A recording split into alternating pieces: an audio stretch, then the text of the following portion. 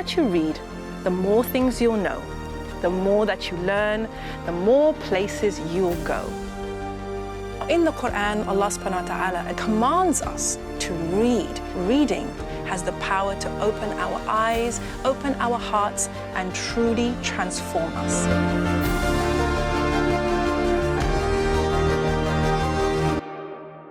Bismillah, assalamu alaikum wa rahmatullahi wa barakatuh. Welcome to the Muslim Bookshelf.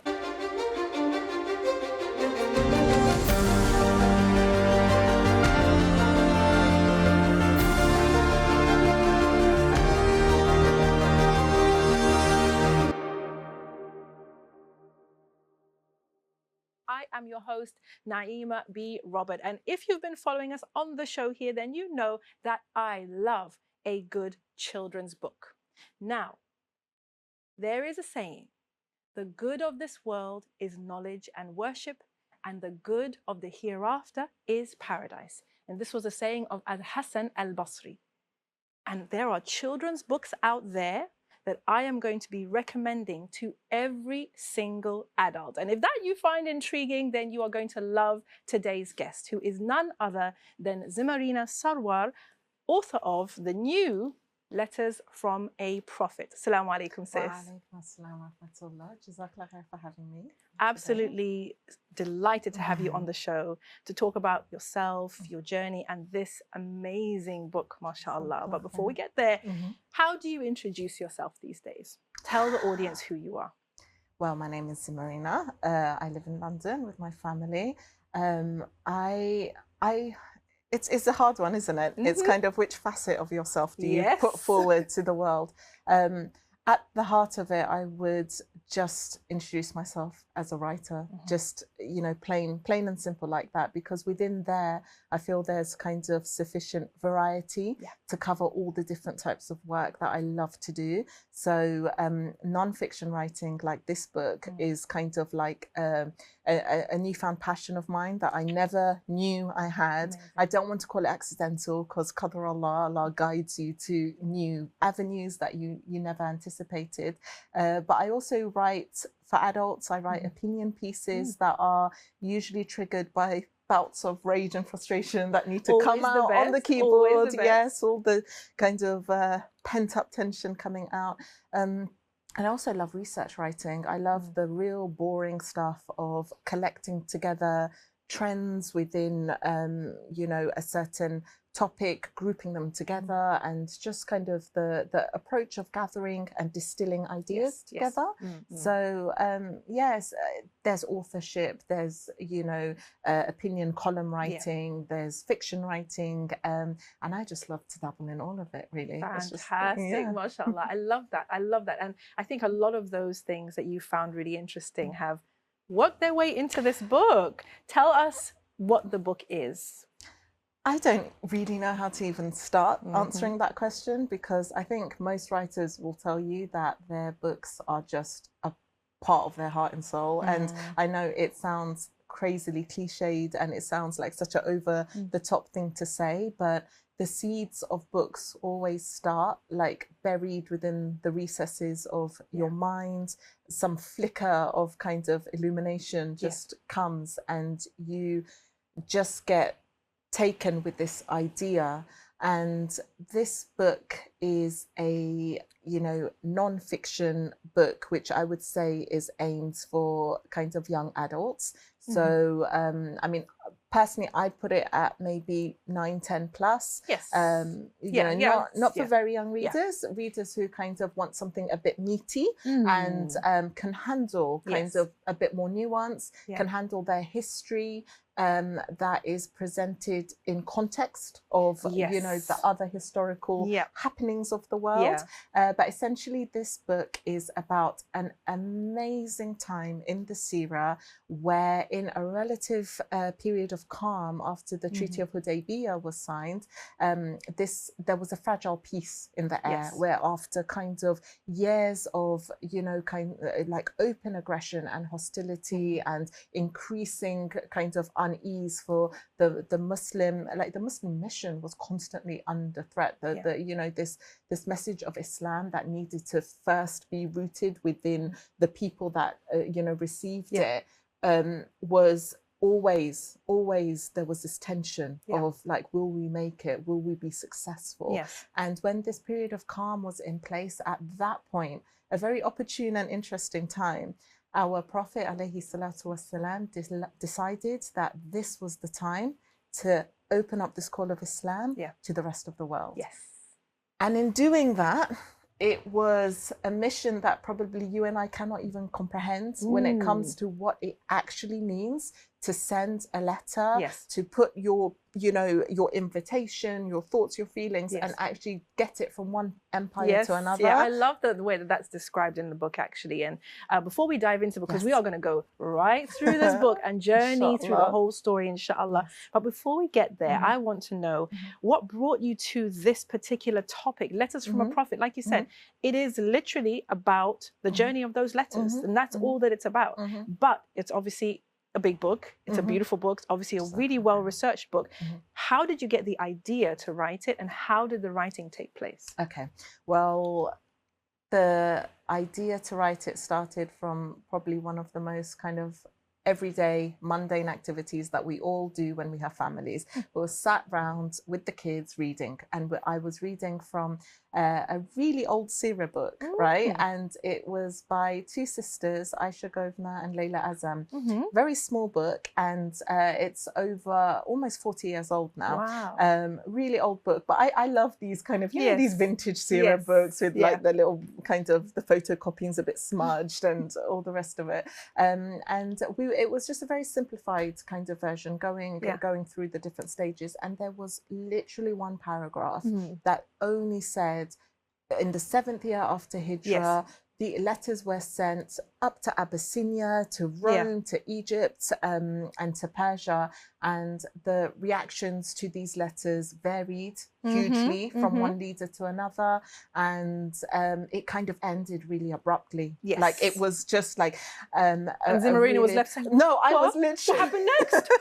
It was just like, end on a cliffhanger. But it was not even deliberately ending on a cliffhanger. It was like, okay, well, then that's that, right? And then it moved on, because obviously the Sira is expansive and beautiful and vast, right? So that's why one event can actually fill out very easily the contents of a massive, alhamdulillah, like quite a dense book.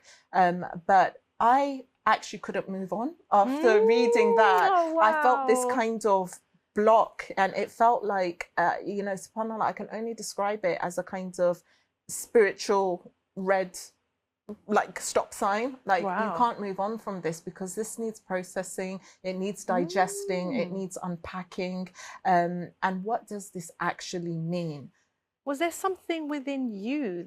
I mean, obviously, hindsight, why did it mean that much? Do you know? Were you able to understand why it landed for you like that? I can hazard a guess, because during the writing process, the thing that continued to fascinate me were the human archetypes that are shown through the reception to these different letters, right? Which is amazingly clear in the book. It's so clear, and it's something that, for me personally, I'm forever seeing how human behavior never changes. And but what I actually mean by that is the names change, the places change, the empires change, the technology changes, all of the external factors change, but the fundamental human characteristics, the way that we react and respond and present and you know, receive a message and give a message, those things are consistent. And it's something within the Quran that is so clearly expressed. The fact that, you know, for all the stories in the Quran, we don't have dates. We don't have the location in specifics. We don't have the geography kind of marked out, but the priority is given to the dialogue, to the state of mind, to the state of heart, because within these archetypes, we see those characters right here in front of us in 21st century London, you know, Zimbabwe, wherever, whichever corner of the earth you are. And I think that speaks to the timelessness and the power of the Quran. And that's something that I just see it evidencing itself constantly in my day-to-day life. And so when I read about each of these 4 reactions, I thought, do you know what? I know a Cosros. I know a Hercules. I know a Macaulkis, and I can even point you to his house because he's right there. And, you know, I remember in uni days, we used to do like, you know, these Islamic Awareness Week stalls, and we'd stand there all day and like, we thought we had everything figured out, had a little pamphlet, Jesus in Islam and jihad and women. And tapes and everything. And that towards understanding Islam, like that classic old a brief illustrated guide to understanding Islam. With the little multicolour Technicolor cover. The globe. Like, I remember those days. I mean, I look back fondly because we were way too confident for our own good. But in that zeal, what you really learn was that all the people you spoke to about Islam and all the kinds of conversations that you had, they could roughly be grouped into certain types of categories. And depending on the person you were speaking to, you would naturally have to tailor and adapt what you wanted to say. You would see during the course of the conversation that something you've said has hit upon something that really means a lot to the other person. So this is what you now need to kind of help unravel. And sometimes you'll be talking about something as major as Tawheed, and they're just blank. And then you mention, you know, you have to be really good to your mum in Islam. And they'll be like, my son's awful to me. Tell me more about this religion. I need my children. Like, you know, because this is the fact that humans are multifaceted. Our priorities are wildly, like, conflicting sometimes, and different things hit for different people. And so it's like the power of our message and our deen is that you literally can be anybody, and there is something that will allow you to fulfill your highest spiritual potential. And that I find really powerful. And I'll just tell you one, it's not a long story, but something that while I was writing this book was going through my mind. I attend like a forest school where we just, you know, get down and dirty with nature and the shrubs and all the rest of it. And it's a mixed group, Muslims, non-Muslims, parents, grandparents, the whole lot. And I remember one day we came across like this carcass. It's really... Bear with me. It's going somewhere. It's going somewhere. We came across like this skull of a badger, right? That had obviously died and decomposed. Have you seen a badger in real life before? I haven't, no. Neither have I, never in my days. I've seen them in cartoons. No, that doesn't count. If you've never seen a badger, are they real? Okay, well, you saw a carcass. No, no, just the carcass. So we're still yet to see it living and breathing, but we saw the skull of a badger and a few of its remains, and one of the parents in the group was a real like virulent atheist, right? Really strong about it. And he kind of turned to me and he said to me a little bit sarcastically, I caught a bit of sarcasm. He said, you believe in afterlife? And it was really out of the blue because we're in a nice little forest school. This isn't the time for, you know, picking on theology. But hey, I'm always up for a challenge. You want to come? Let's do it, right? Bring it. I'm here in my wellies and my thing. And he said, you believe in afterlife? And I said, yes, I do. And he said, that badger, because do you really think that something like that could come back to life? As in, it's decomposed, it's bone dry, literally bone dry. The bones are dry, right? And my head just snapped back to the ayat in the Quran where the disbelievers regularly say to the prophets, when we are dust, are you actually saying we will be brought back to life? What, like, hada shay'un ajib, what a strange thing, wondrous, bizarre thing you're saying.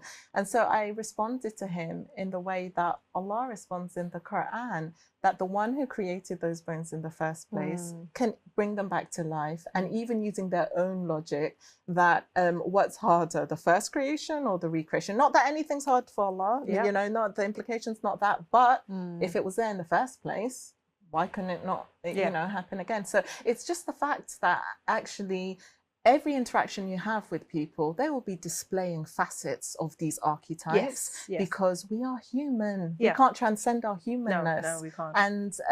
And so the thing that really got me were these different archetypes. Interesting. And I love that because in the book, I mean, there was one incident in the book that pretty much kicks off this whole journey, you know, of these letters that were sent to these different parts of the world. And it's when they were digging the trench I love the way Salman al-Farisi shows up throughout the book. I love that. He's consistent. But I'm sure there are many viewers who maybe didn't know about the digging of the trench and how the incidents at that digging of the trench led to the idea of these letters going out. Tell us a little bit about that. So the digging of the trench is actually an amazing visual thing to even conjure up in your mind, right? You have this freezing cold morning in Medina where it is just past the, the dawn has just broken, and you've got these thousands of men who have been divided, companions who have been divided into groups and given certain widths of ground in order to dig. Yes. The Sahaba at that point, or at no point, had ever tasted the fruits of this world. None of them had full stomachs. None of them had really sophisticated machinery. They literally had pickaxes and the tools that they had at their disposal. And as always, the Prophet ﷺ was right in the thick of it with his companions. He wasn't sat up there directing everything and come and report back to me when you've done this bit and thing. He was literally stood amongst his men.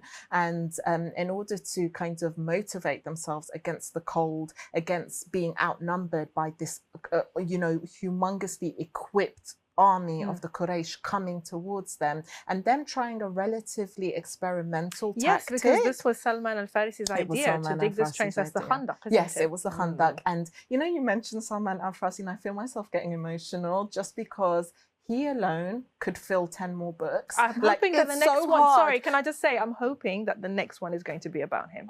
Radiallahu anhu. That would be a dream. Yes. SubhanAllah, and may Allah make it so, because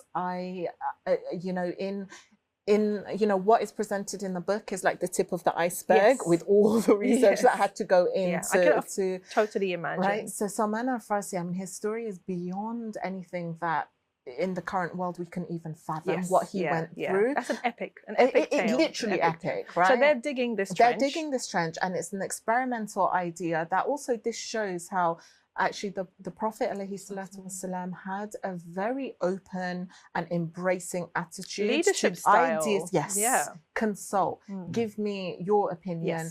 Is there something that that could benefit us? Yes, okay, let's go with that. And so this was not something the norm, it hadn't been done, and he embraced it. And not only did he embrace it, he physically began toiling. And with everything that could potentially have happened there, them facing and being massively outnumbered by the Quraysh, the morale, though it was high, and they were trying to kind of encourage each other with this idea of, they were reciting poetry, they were kind of, just building that kind of feeling between each other. It was a tough mission. And within that moment, when Islam was, relatively very, it wasn't established, it wasn't deep-rooted, the Fath al-Makkah was not due for many more years. Within that moment, they came across a boulder, a physical boulder that was too heavy to move. And this boulder, all of the companions there had a go at it, and it just was not moving. One of the companions even broke his pickaxe trying to remove it, right? Which has consequences, because it means you can't dig later on. Absolutely. They all tried, and when they couldn't move this boulder, they asked the Prophet ﷺ, can you come and help us with this? And of course he came, and he raised his instrument, and as he hit the boulder, a flash of light, just, you can imagine, just this humongous blaze of light just came out of this boulder, and they're all watching because they've all stopped what they're doing. They're gathering, they're trying to see what is this, and this unexpected kind of illumination, it fills the area. And within that, he says, I see the keys of Byzantium have been given to me. He hits it again. I see the keys of Persia have been given to me. And he hits it again. He says, I see the keys of Abyssinia have been given to me. Now, we need to stop a moment, okay? Because I can't even tell you what this is the equivalent of. This is like me coming and being like, Naima, I've conquered Mars. Naima, I'm going to Planet Zargon next week. Okay. Like, Naima, like, you know, we've, you know, this multiverse and metaverse and whatever in this world, we've got it. Because it was, you know, empires were so distant from you, not only in geography, but also in understanding. Yeah, I love that, because that's one of the things that the book is very thorough. It's written in a very, very thorough way. And you know, you mentioned earlier about context. The story is really put in context. And I like the fact that it's set in a modern context. So I remember, just as you're saying, it talks about how today, if we want to find something out, we just go online and we Google it. We just swipe, we find, and it's easy. And we have so much knowledge at our fingertips, and we know so much more than we ever did before in history. And you compare that to the time of the Prophet ﷺ, like you said, empires were days, sometimes weeks away, traveling, months away, traveling. And like you said, people lived completely different lives, separate lives. There wasn't the mixing that we see today. So I can imagine for those companions, because I mean, let's be frank, you know, the Arabs weren't like saying much at the time in terms of civilization. They were not considered a great people, and they hadn't established, certainly they compared were to even a blip. No, exactly. Which comes up later on, right? It plays a part later on. These barefoot Arabs. Exactly. The audacity of these barefoot Arabs. And nobody expected it. That's the thing. Nobody, and I have goosebumps. I know. Thinking about talking about it now. Left. But I have goosebumps about it when I think about it now, because nobody ever expected the Arabs to come up with anything worthy of note, let alone a religion, a way of life that would in a relatively short time spread across every single one of these territories. Subhanallah, it really is. And I know even when non-Muslim historians are kind of looking at the personality of Muhammad sallallahu alaihi wasallam and just his story, they will say, this is an anomaly. This is not the normal way. A guy doesn't just turn up, some orphan somewhere, you know, like from a no parents, no money, no clan behind him, and become the leader of millions of people. That's not how it works. And you know, the effortlessness of his leadership is something that this story of this boulder, literally there's so much to unpack even from this one event, let alone these 4 you know, letters that come afterwards. But you know, in a time where you're absolutely under attack, you're deflated, your morale is like low, you're feeling really vulnerable, you know that this is literally life or death, right? In that moment, someone doesn't say to you, it'll be all right, you know, just calm down, let's just get, you know, finish the trench and hopefully everything will be all right. No, they say, you're going to have the keys of Abyssinia, you're going to have the keys of Persia, you're going to have the empires of the world opened up to you. Can you imagine the impact that has? Can you? I know, I hear you and I agree. When I think of the Sira and the way that the Prophet said, like you used the word effortlessness, right? And I think that what we can see from the Sira, of course, and Allah knows best, is that the Prophet ﷺ was on a mission, but he knew his mission was from Allah. So we see him constantly walking in tawakkul, calm, certain, confident.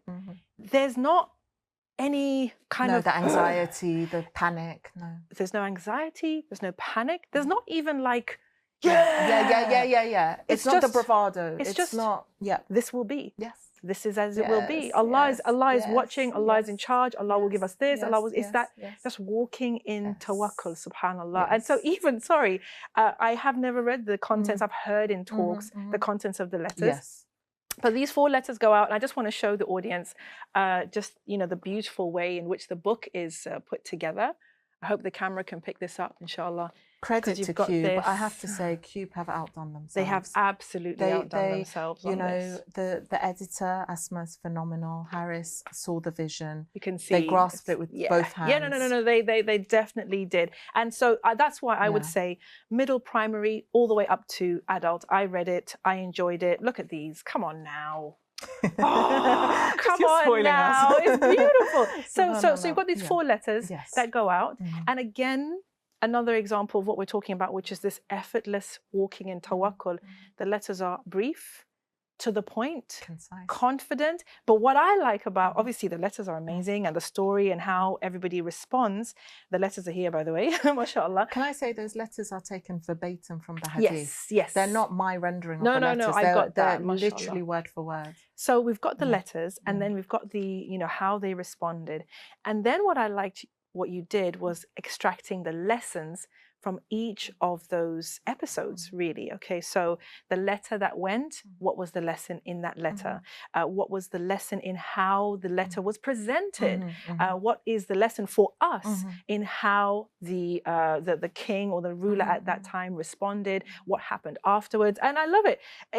And again, it contextualizes it. So I keep going back to context. It is. That's what you've done with this, mashallah. You know, for me, it was that we cannot and should never think of the Sira as something in the past. We should never think of it as a story of something that happened 14,000 years ago, an amazing time in history that, you know, we've just kind of put the lid on that box and put it away, and every so often, like a relic, we come out and like polish it, have a look and pop it back in the box. No, like the things that happened in this episode, just this tiny sliver of the Sira, this paragraph.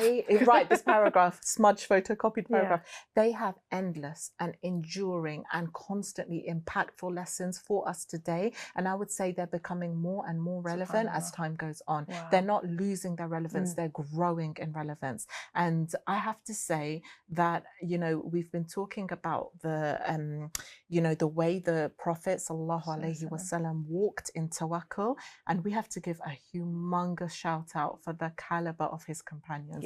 I honestly, I've got goosebumps all over my body when I just replay the dialogue of the Prophet gathering them and saying, I would like to invite the kings of these empires to Islam, and you know, the mission is to physically go and carry this letter.